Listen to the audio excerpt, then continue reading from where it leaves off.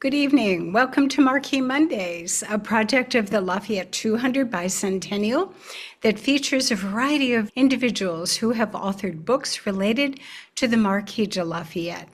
Tonight, we are fortunate to feature a well-known author, Selene Castrovilla, who wrote the book Revolutionary Friends, George Washington and the Marquis de Lafayette. Selene always knew she was a writer, but in elementary school, she never imagined she'd write a book about George Washington. She thought he was so boring. When she grew up and learned some decidedly unboring details about George Washington, her writing career began. Selene's books depict humanity and what's inside our hearts, including George Washington's. Her writing explores people, not only what they did, but how and why they did it. She loves researching American history and sharing little-known moments of bravery, hope, and resilience with her readers.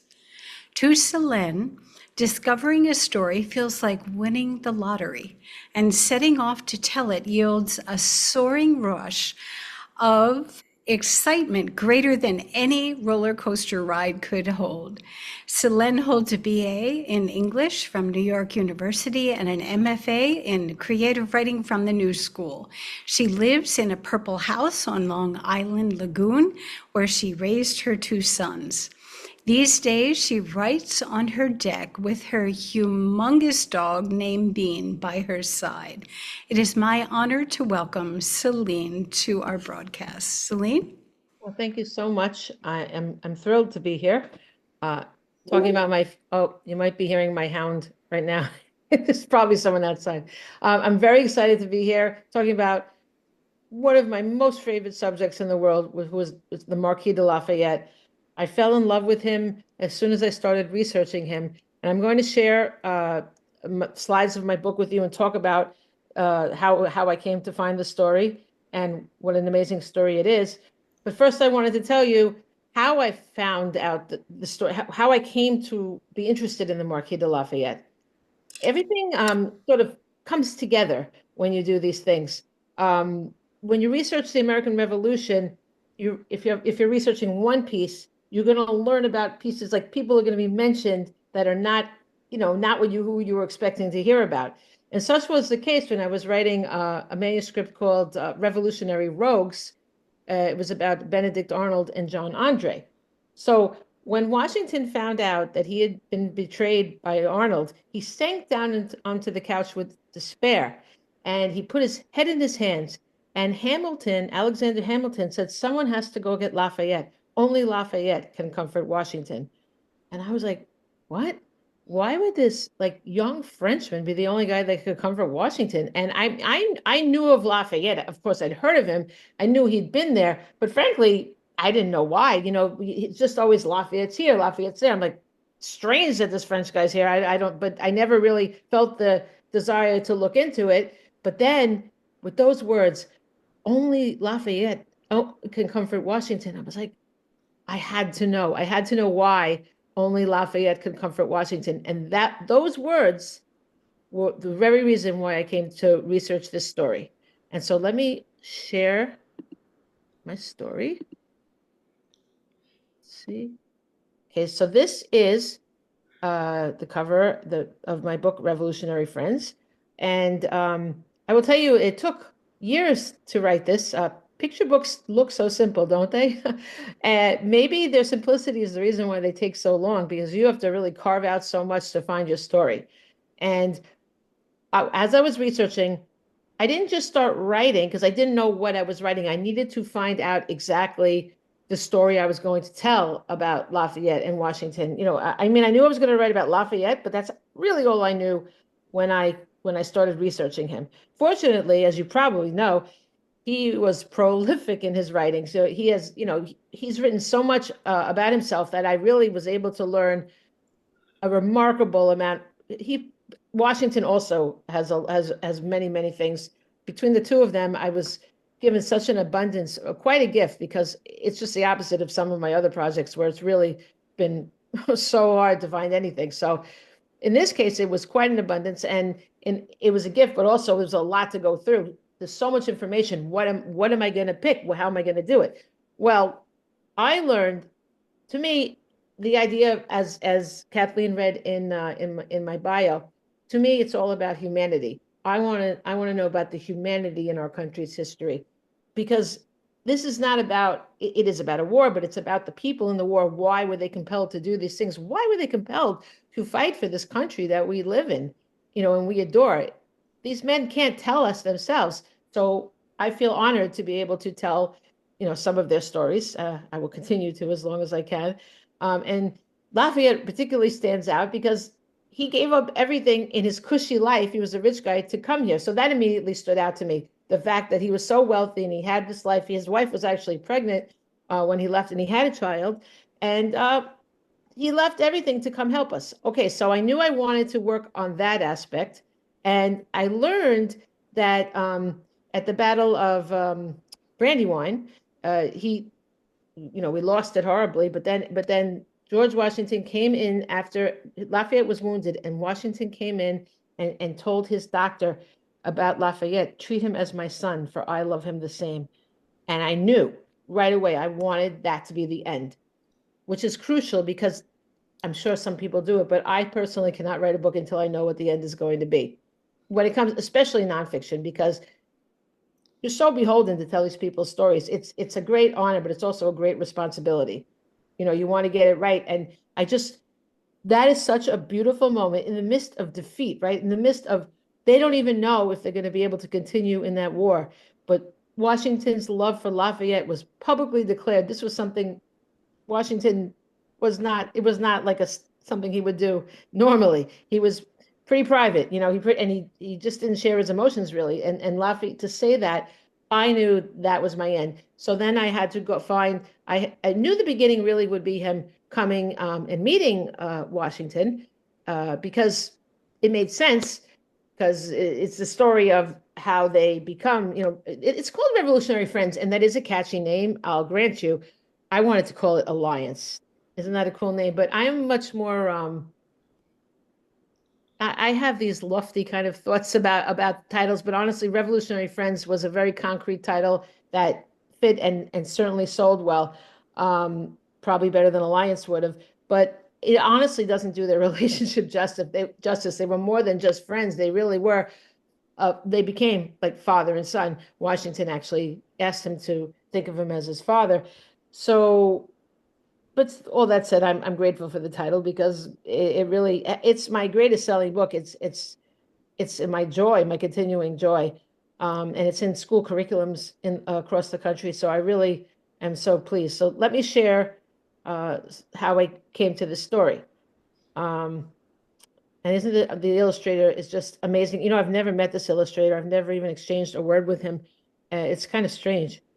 It's, how you can have this close relationship through a book, but never actually meet somebody. So I started with him in City Tavern.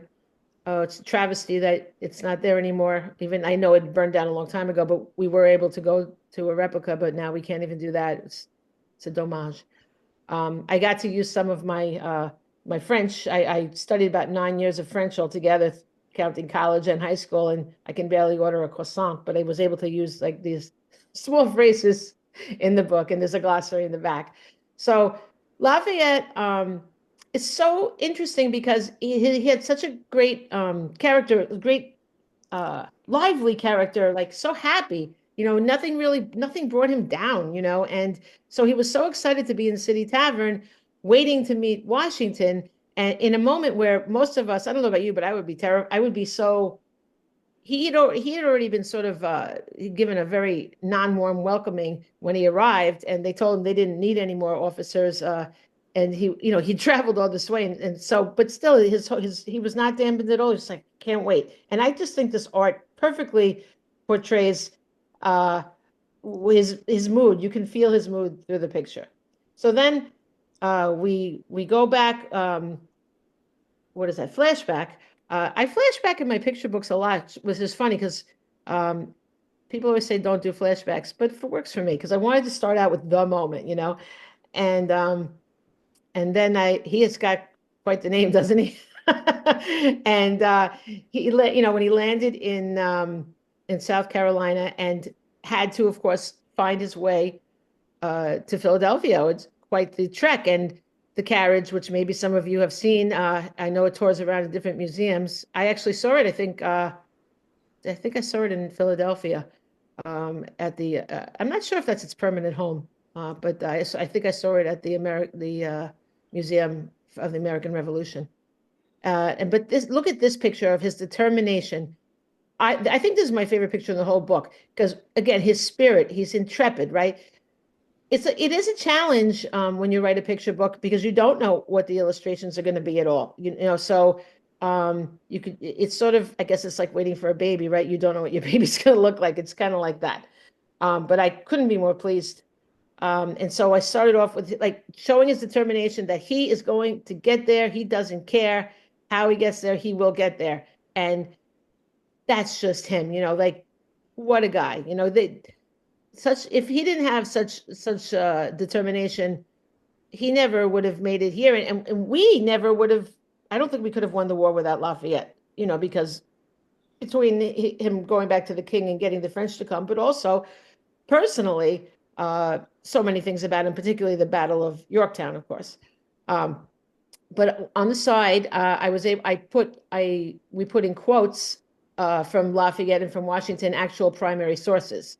So I think that's very important to share the actual words of people besides the words that I've chosen to represent them. I'm not going to read you the book. We don't have time. I prefer to spend the time just talking to you about the book. So again, there's a lot of these first person narratives on the side. And here he is. The people, they were so unwelcoming, or the Continental Congress was so, it just was not what he expected when he got here.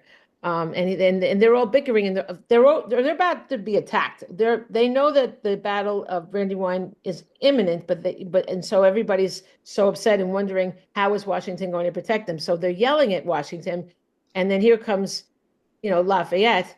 And Lafayette, and here they go. Look at these faces. I mean, snarling, angry, and Lafayette's just standing by, being so patient, and he's probably just dying to meet him, And then finally comes the moment of meeting, and well, of course, Washington gravitated toward him because wouldn't you gravitate to the person that's being nice to you and complimentary, and rather than all the people that are yelling at you? So.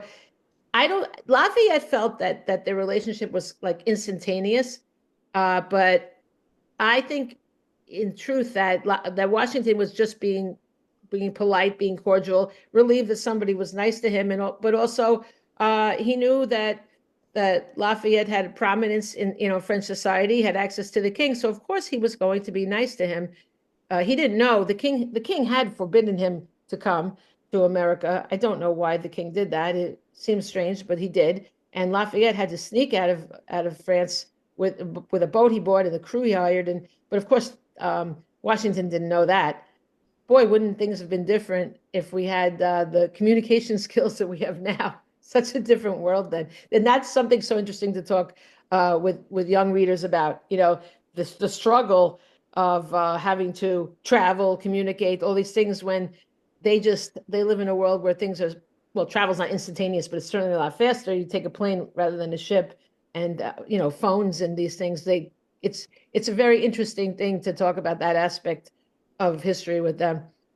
So they met, and Lafayette wrote home like, oh, he invited me to live in his quarters. Well, I do think that was also diplomacy. Washington was a diplomat, and I think he did what he needed to do. I don't think it was the enchantment, the equal, like definitely Lafayette was like, whoa, right away, but I don't think it was Washington equally. But I do think that it started growing very fast, but just not with the boom, the lightning bolt that Lafayette experienced. And so things were really bad, as you probably know. They look at these soldiers. This is before the battle. Look how beat up these soldiers were. And Washington was embarrassed. But Lafayette said, "No, no, I've come here to learn from you," which was such an amazing thing because Washington didn't like all the other foreign officers because they had put him down. They had acted like they knew more than him, and they were kind of bullying him around. And so Washington, he has a quote, and I don't know the quote. It's something like, "I sincerely wish we had not one foreign officer in our army except for the Marquis de Lafayette, because that's the only one that was nice to him, and of course grew to this great relationship." But it's quite telling how the other people behaved, and behaved very poorly. And almost because of them, Lafayette wasn't even able to stay because they were like, "We don't want any more foreign people." So he takes them, he shows them the troops, and then we see the British fleet is quite prepared. So we have our army is so not prepared and ready for another battle, and then the British fleet is just majestic. So I always talk to the kids about, like, look at the difference between look this and then this. It's like, whoa,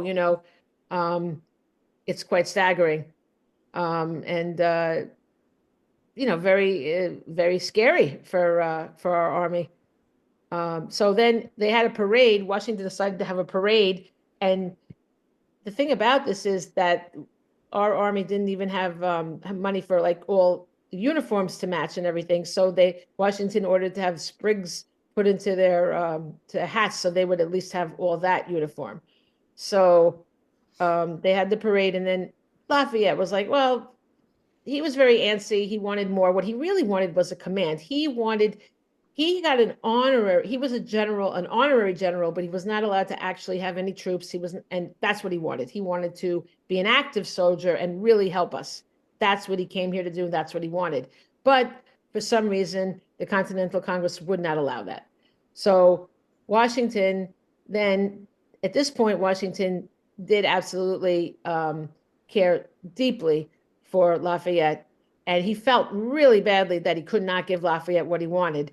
But he said, I can't give you troops, but I can give you my heart. I want you to think of me as your father, which is just beautiful, because Lafayette's father had died when he was 2 in a battle.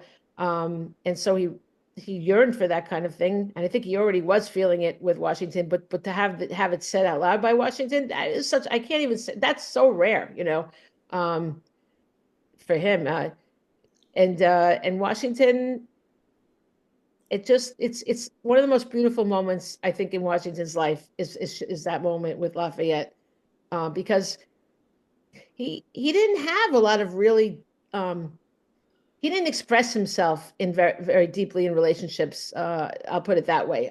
Who knows what went on inside his heart? Nobody does. But all I can say is he rarely expressed himself in the way he expressed himself to Lafayette. So it's just stunning.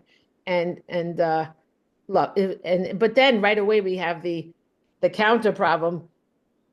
The army is attacking. The British army is attacking, and they broke through a ford. Bad news. This is a courier. In the background is Washington's headquarters, which is in Brandywine still. What an amazing gift to be able to go to these places where these things happen. You can just feel. I don't know about you, but I can just feel their spirits. I just feel them. I love going. I love going to these places in Brandywine. Wow, I've been there several times. I just love it. I've brought my kids there also. So the juxtaposition, right? This is what I love about this story the most. Juxtaposition of this loving relationship between these men, this bonding in the midst of terror, of like the war could be over. Nobody knows. Like, they know they're about to be attacked, and then boom. And on September 11th too, there's like a curse on that day, I think, but so many things happen on that day that are terrible. So September 11th is the battle, and this is the bad news. And I thought it was interesting that the artist chose to show a courier delivering the news. This was all up to him, but it's very interesting that he chose just like an outside way of showing it rather than showing Washington getting the news. And I like that, because then I think the reader can imagine it for themselves, and this is just a very interesting choice. So Lafayette was like, please, please, I know I can help. I know I can help. And what happened was our troops were completely panicking. They were running away. They were terrified because the British Army was so overwhelming and so deadly, and they were all running away. So Washington had come back after losing battle. Like my first book was called By the Sword, and it's about the Battle of Long Island and how he retreats all his men, saves them, and they've lived to fight another day. But these men were running away like they were going for good. They didn't want to come back. And you can't have an army without the army, right? So that would have been the end of everything right then and there. So Lafayette said, please, please, I can help. And Washington actually didn't want him to go. He was scared of him getting hurt. He loved him so deeply, but he did let him go because he wanted to give him what he loved. So Lafayette joined into the fray, and he jumped off his horse and he led men. He convinced them to come back and fight. I mean, think about a foreigner, okay? The American leaders couldn't get the men to stay, but they all obeyed Lafayette. This is Lafayette's character is stunning, amazing. I He was just one in a million. That it's so rare for a human being to have these qualities that you draw people to you like this, to convince people that are running for their lives. No, come back, honor your country. We must do something to be a country. He felt like one of us. He felt he became an American in his heart for us. How beautiful is that? It makes him, I'm crying. I can't. I've told this story a million times, but it's so beautiful to be so soulless, not soulless, but not soulless, like no soul, like giving of his own soul to giving his soul, not thinking of his soul back at his country and bringing it to us is the most, it's, I just love it so much. I think this is the model for everybody. This is how a human being should be. This, just giving and loving to help for the right thing. He wanted us to be free. This was all because he believed in our democracy. How beautiful is that? We cannot ask for a more perfect human being than Lafayette. So he did that, but unfortunately, things really did not go well, right? So the best, by the way, look at this art. There's something about, isn't it crazy how art about a battle can be beautiful? Like, it's crazy because it's like a juxtaposition, right? Like, should a battle be beautiful? But I think there's beauty in the devotion. There's beauty in the fact that they're all coming back. And Lafayette, he's lead, like, that's the beauty of it. But the fog and everything, it's a stunning visual. So he gets them all back, right? Not all of them. He gets many of them back. And he's still doing it when he gets a musket ball through his leg. And he is wounded. He's been shot here, and he's in incredible pain, as you can see. But does he give up? He does not. He continues on stopping every man and urging them to come back. And he didn't stop until he got all our men back. We were defeated, but we'll be still an army. We're still able, to fight another day.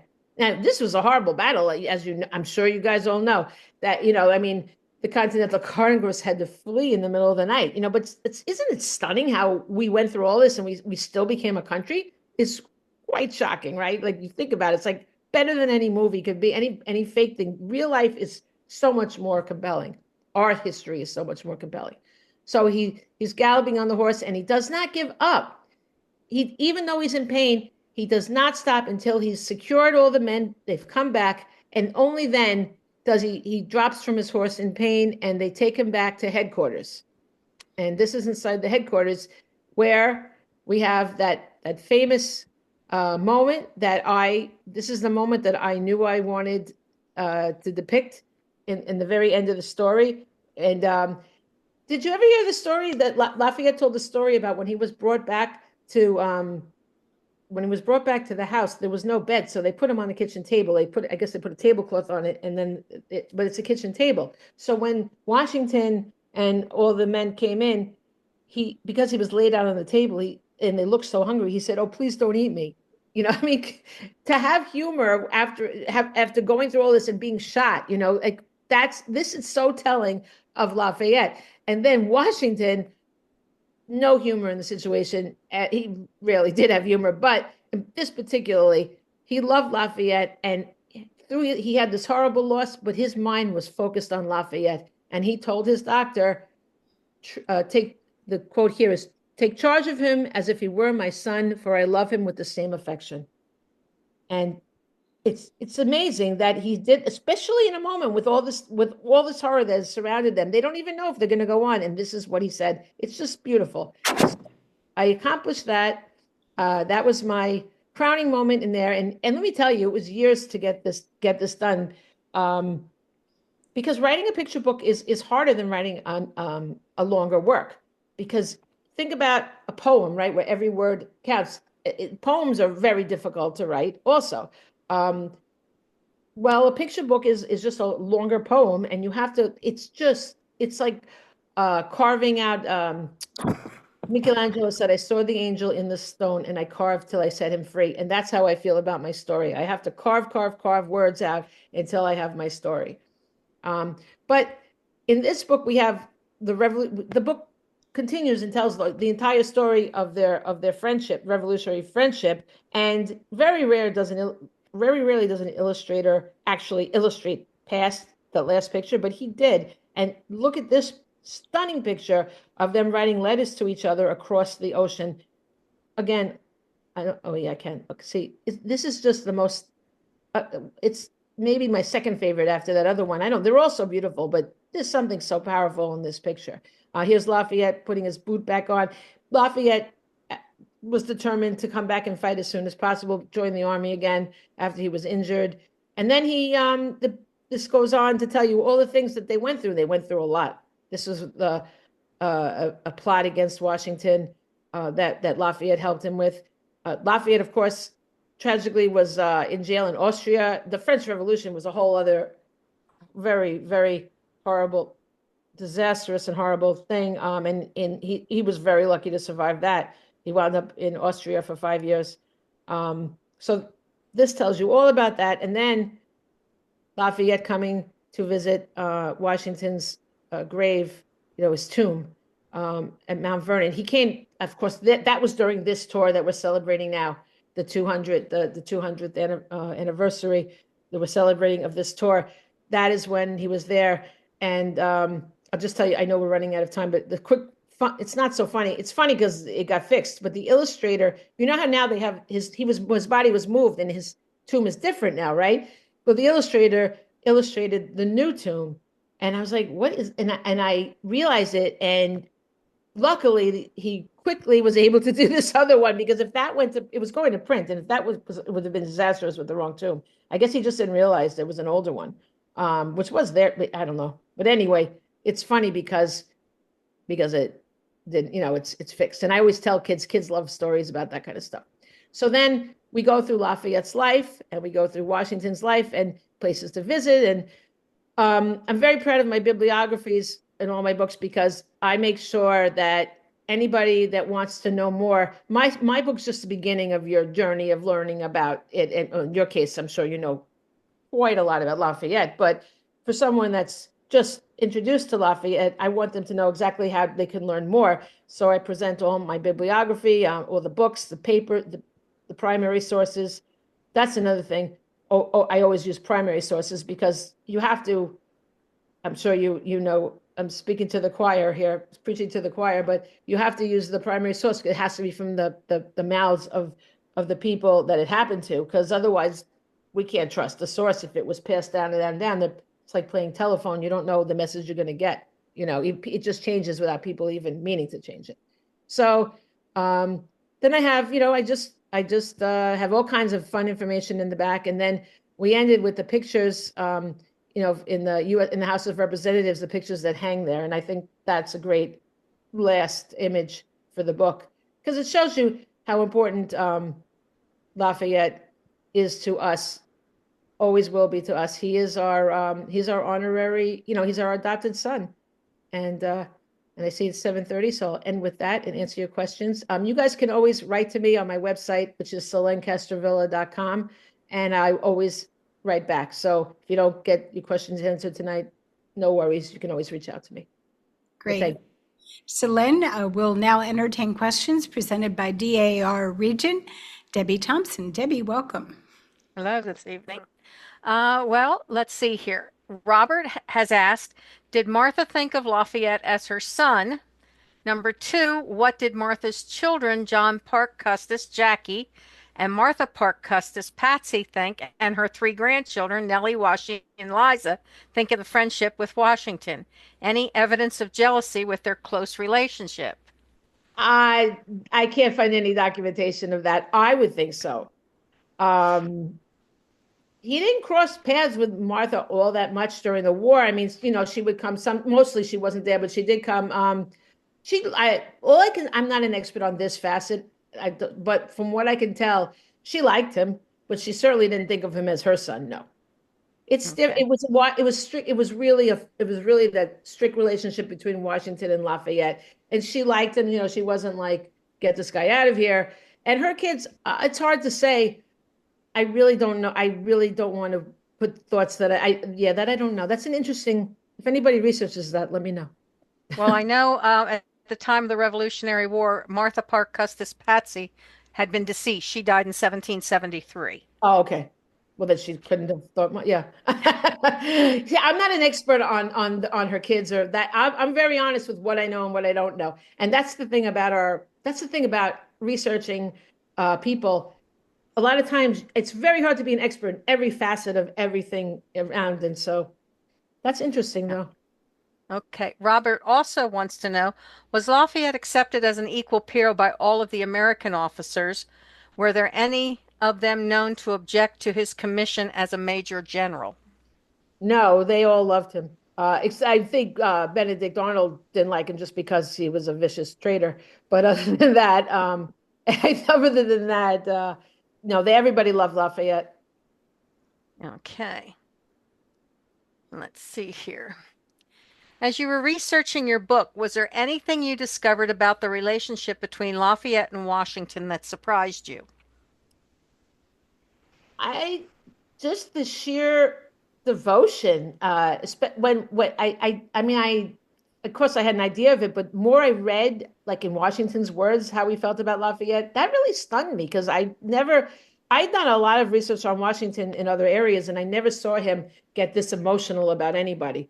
So that's they just adored each other, and it never ended. Like it until Washington died. I mean, they were so solid, and that's the thing. It's surprising because look at relationships that we have. It's hard to find such solid relationships.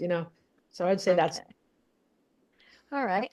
Your book, Revolutionary Friends, won many awards. In your opinion, what was it about your book that resulted in so many awards and honors? I think because it shows a couple of things. It shows a different side of George Washington, a much more vulnerable, loving side that we're not used to seeing. But also, people hear about Lafayette, but they don't actually know him. Like you hear the name Lafayette. People live in places called Lafayette, but they don't know why, right? So when they discover this, they're like, he's so refreshing. He's such a refreshing person, and like it's like you couldn't make a fictional character like him because no one would believe someone could be that pure of heart. So I think it's so exciting to meet somebody that's so good. And when we're used to such treachery everywhere, and war is filled with doom and gloom. But yes, there was horror in this book, but I think, but really the love prevailed, the humanity prevails so much in this book. Okay. Megan is asking, on a scale of 1 to 10, how close were Lafayette and George Washington in your opinion? 10. Absolutely. Okay. He And loved let's him as see. though Washington loved Lafayette as though he was actually his son by blood. Okay. What was the greatest challenge in creating your book, Revolutionary Friends? Structuring it, the limit of words, again, it's just like you have to be so careful. There's a lot you want to put in, and you can't. It's very limited. So I had to use moments that were representative of things I couldn't put in, so you could get the gist of it. And then there's more explanation in the back matter, so it sort of frames out things that I couldn't say. But in that moment, it's just so you want to share it all because it's so exciting. So The hardest part is what you have to leave out. Okay. See here. How can individuals purchase your book? Well, it's available. If you want to support local booksellers, they will order it for you, which is I think a great thing to do.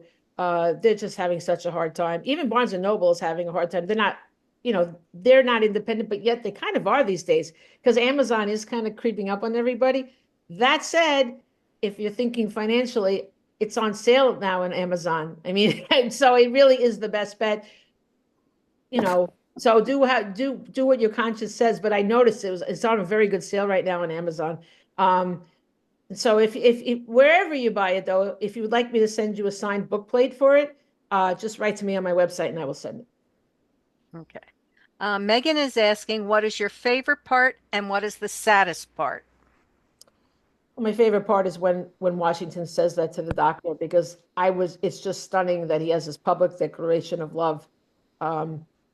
That was the whole thing. That's the reason, my raison d'etre for the book. So I just love that. Saddest part, honestly, for me, it's not really portrayed that much in the book, but it's sad when he got rejected when he got here. Like it's like he was like so sure that everybody would just accept him, but then they just they slammed the door on him. I really couldn't I couldn't really fully say that. That's one of the things I had to leave out. But I feel like rejection after traveling all those things, it's sad. And if he left his family behind and everything. So other than that, of course, it's sad when we lose the battle. That's really sad too. So maybe that. Okay. What closing message would you like to send about George Washington and the Marquis de Lafayette, two revolutionary friends? I think the message of this book is that love wins. And I think it's something we should all take to heart now because we face a lot of animosity and in this world, and I think we should lead by the example of Washington and Lafayette in that moment at the end of the book, where it was about love. It's about love in the midst of all this war, and love did win for them, and love ultimately won the war because if you think about it, he convinced the French to come. He convinced the king, who was angry with him and told him and locked him up initially at home arrest, and it got him to support us. I mean, that's amazing, right? And then personally, he is the one that won the battle. He is the one that was the reason for the Battle of Yorktown. I can't stand when they give all the credit to that Hamilton. Okay, no, the place should be Lafayette. Lafayette is the reason we won the Battle of Yorktown. Well, not one, that we had the battle. It was a foregone conclusion. So it was all because of his love of us, love between Washington and Lafayette. I think love overcomes everything else. That's the message. Okay, I have two more questions here. Robert asked, what was the relationship between Lafayette and other French officers in the Continental Army?